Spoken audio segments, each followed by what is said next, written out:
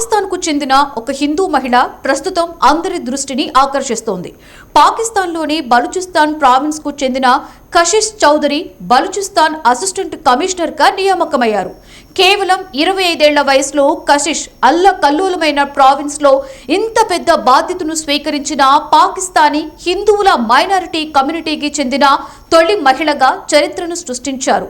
చాగై జిల్లాలోని నోష్కి పట్టణానికి చెందిన కషిష్ ఈ ఘనతను సాధించి చరిత్ర పుటల్లోకి ఎక్కారు.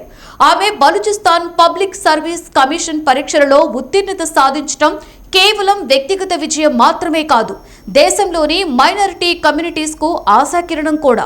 ఆమె ఈ విజయాన్ని సాధించిన తర్వాత ప్రతి ఒక్కరూ ఆమెను అభినందిస్తున్నారు.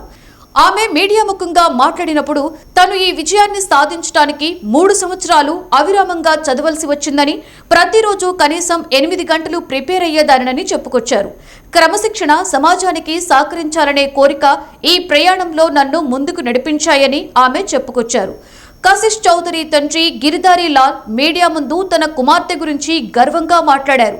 నా కుమార్తె తన కృషి, నిబద్ధత కారణంగా అసిస్టెంట్ కమిషనర్గా ఎదిగినందుకు నేను చాలా గర్వపడుతున్నానని ఆమె తండ్రి అన్నారు. ఇక కషిష్ చౌదరి ఆమె తండ్రి క్వెట్టాలో బలూచిస్తాన్ ముఖ్యమంత్రి సర్ఫరాజ్ బుగ్టీని కలిశారు. అక్కడ కషిష్ మహిళలు, మైనారిటీ సాధికారత, ప్రావిన్స్ అభివృద్ధి కోసం కృషి చేస్తారని ప్రతిజ్ఞ చేశారు. కషిష్ దేశానికి, బలూచిస్తాన్కు గర్వకారణమని సీఎం బుగ్టీ అన్నారు.